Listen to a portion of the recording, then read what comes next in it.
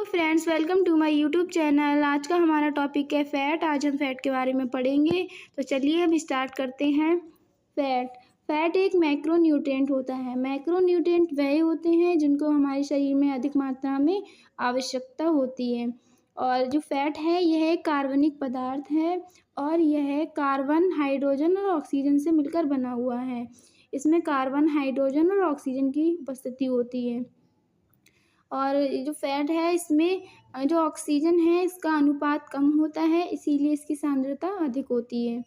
और फ़ैट हमारे शरीर के तापमान को नियंत्रित करता है। और जो फ़ैट है यानी वसा के बॉन्ड को हम ईस्टर बॉन्ड कहते हैं। जो फ़ैट है इसका जो बॉन्ड होता है उसको ईस्टर बॉन्ड कहते हैं। और जो फ़ैट है यह शरीर में ज़्यादा देर तक टिकता है। इसका पाचन देर से होता है। जो फ़ैट है इसका पाचन हमारे शरीर में देर से होता है, इसीलिए यह ज़्यादा देर तक रहता है हमारे शरीर में। और हम अगर 1 ग्राम फ़ैट की मात्रा हम ले रहे हैं तो उससे हमें 9.2 किलो कैलोरी ऊर्जा मिलेगी। और जो फ़ैट है यह कार्बोहाइड्रेट और प्रोटीन की तुलना में 2.5 गुना ज़्यादा एनर्जी प्रदान करता है। फ़ैट पर जब हाइड्रोलाइसिस प्रोसेस होता है, ये जो फ़ैट है इस पर जब हाइड्रोलाइसिस प्रोसेस होता है, मतलब जल अपघटन की जब इस पर प्रक्रिया होती है तो यह अपने सरल रूप में एक ग्लिसरॉल प्लस 3 फैटी एसिड में बदल जाता है। और जो 3 फैटी एसिड है उसमें आते हैं पॉमेटिक एसिड, स्टीयरिक एसिड और ओलिक एसिड। ये तीनों 3 फैटी एसिड हैं। नेक्स्ट है इसमें फ़ैट का जो केमिकल नेम है इसको ट्राइग्लिसराइड कहते हैं। जो फ़ैट है यानी कि वसा है इसका जो केमिकल नेम है इसको ट्राइग्लिसराइड कहते हैं। और जो ब्लूर जर्मन रसायन शास्त्री थे, उन्होंने 1943 में रिसर्च की थी और उन्होंने फ़ैट की विशेषताएं बताई घुलनशीलता के आधार पर। तो हम इस घुलनशीलता के आधार पर इसकी विशेषताएं हैं घुलनशील और अघुलनशील। जो फ़ैट है वो घुलनशील, ईथर, क्लोरोफॉर्म और बेंजीन, इन तीनों में ये जो फ़ैट है ये घुलनशील है, ये घुल जाता है आसानी से। और जो अघुलनशील है जल में, फ़ैट जल में घुलनशील नहीं होता है, ये जल में अघुलनशील होता है। और नेक्स्ट है इसमें आते हैं वसायुक्त पदार्थ। यानी इसको जो वसायुक्त पदार्थ है इसको 2 समूहों में बांटा गया है। इसमें आता है फ़ैट, वसा, ऑयल यानी कि तेल। जो फ़ैट होते हैं ये जम जाते हैं, यह वातावरण के तापक्रम से प्रभावित होता है। और जो ऑयल होता है इस पर वातावरण का कोई भी प्रभाव नहीं पड़ता है, उसके तापक्रम का कोई भी प्रभाव इस पर नहीं पड़ता है। और यह जो होता है 20 डिग्री सेल्सियस ताप पर ठोस अवस्था में अगर बदल जाए तो उसको हम फ़ैट कहते हैं। और 20 डिग्री सेल्सियस पर अगर द्रव अवस्था में बदल जाता है तो उसको ऑयल कहते हैं। तो ये हो गए वसायुक्त पदार्थों के 2 समूह, फ़ैट और ऑयल। अब नेक्स्ट हम पढ़ते हैं इसके वर्गीकरण के बारे में। तो ये जो फ़ैट है, फैटी लीवर डे जो है वो 19 अप्रैल को मनाया जाता है। फैटी लीवर डे 19 अप्रैल को मनाया जाता है। अब हम इसका वर्गीकरण पढ़ते हैं। इसमें है सरल, सिंपल और यौगिक, संयुक्त या संयुग्मी। तो इसको कहते हैं कंजुगेटेड फ़ैट। और व्युत्पन्न मतलब ड्राइव्ड, किसी भी चीज़ के रिएक्शन से उत्पन्न हुआ उसको कहते हैं व्युत्पन्न या ड्राइव्ड। सरल में आते हैं इसमें जब जल अपघटन की प्रक्रिया होती है, हाइड्रोलाइसिस प्रोसेस जब इस पर होता है तो यह अपने सरल रूप में एक ग्लिसरॉल प्लस 3 फैटी एसिड में बदल जाता है। और यह हमारे भोजन में 98% पाया जाता है। जो ऑयल और फ़ैट होता है हमारे भोजन में 98% पाया जाता है। और जो मोम और वैक्स होते हैं इसे खाया नहीं जा सकता है। इसमें फैटी एसिड होता है और इसकी जो संरचना होती है वो मोनोहाइड्रिक और डाइहाइड्रिक अल्कोहल, इनसे ये बना हुआ होता है मोम या वैक्स।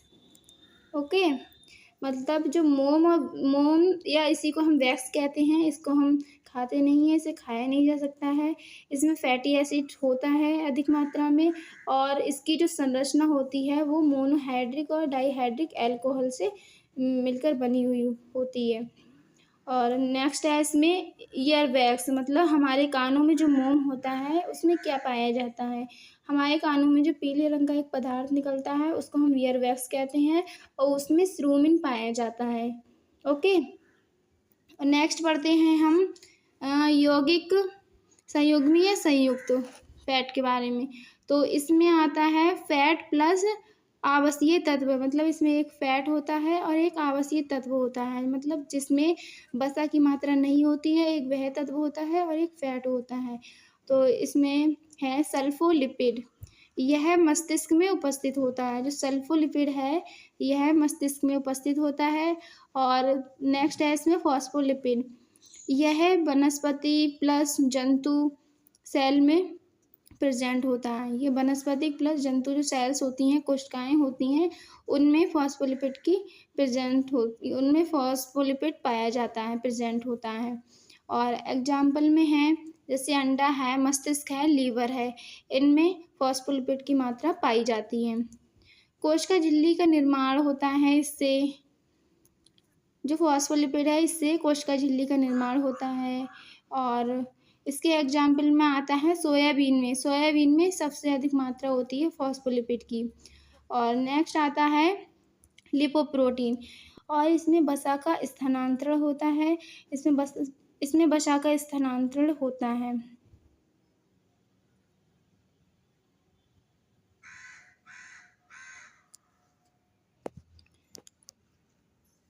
इसमें वसा का स्थानांतरण होता है 3 रूपों में, एक होता है LDL, VLDL और HDL। जो LDL होता है इसकी फुल फॉर्म होती है लो डेंसिटी लिपोप्रोटीन, और VLDL very low density lipoprotein, HDL high density lipoprotein. जो LDL होता है ये बुरा होता है, बैड होता है, और जो HDL होता है ये अच्छा होता है, गुड होता है।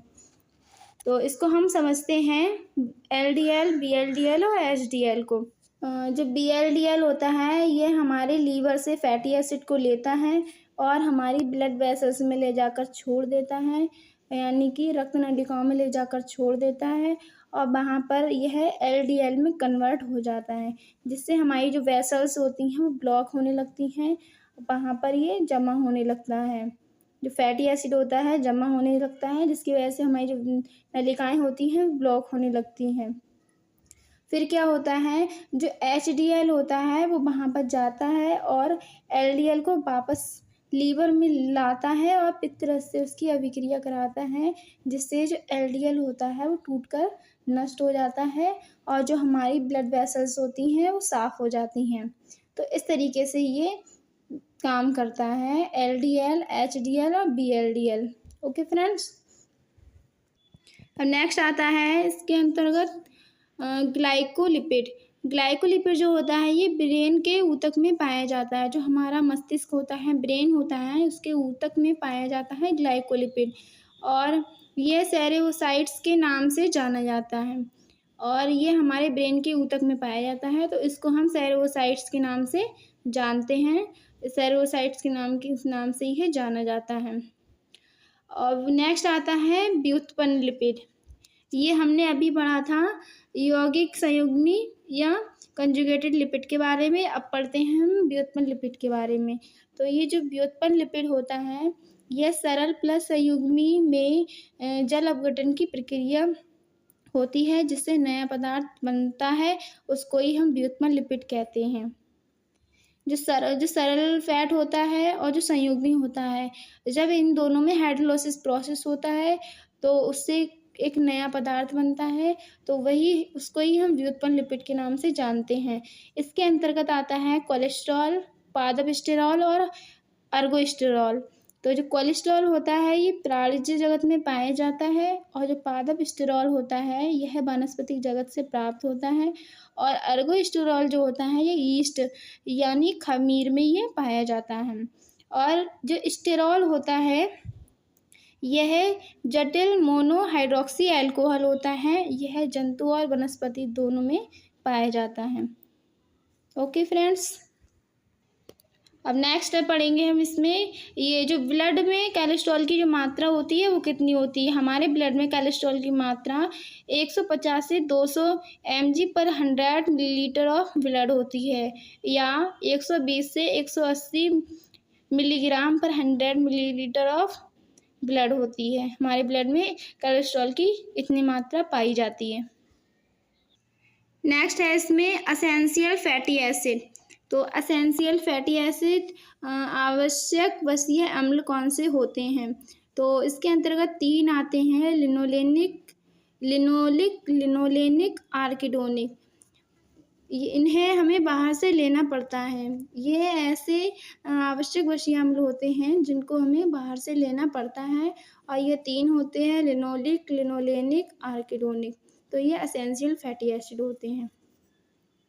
तो आज का ये हमारा फैट का टॉपिक था, इसको आज हमने पढ़ा है, और इसका पार्ट 2 हम अपनी नेक्स्ट वीडियो में पढ़ेंगे। उसमें हम फैट टर्मिनोलॉजी के बारे में पढ़ेंगे, और फैटी एसिड के बारे में, saturated fatty acid, unsaturated fatty acid, इनके बारे में पढ़ेंगे, और फैट के टेस्ट के बारे में डिस्कस करेंगे अपने नेक्स्ट वीडियो में, फैट के सेकंड पार्ट में। ओके फ्रेंड्स, तो आपको अगर इसमें कहीं पे कोई समझ में ना आया हो, कहीं कोई कन्फ्यूज़न हो, तो कमेंट में बताइएगा।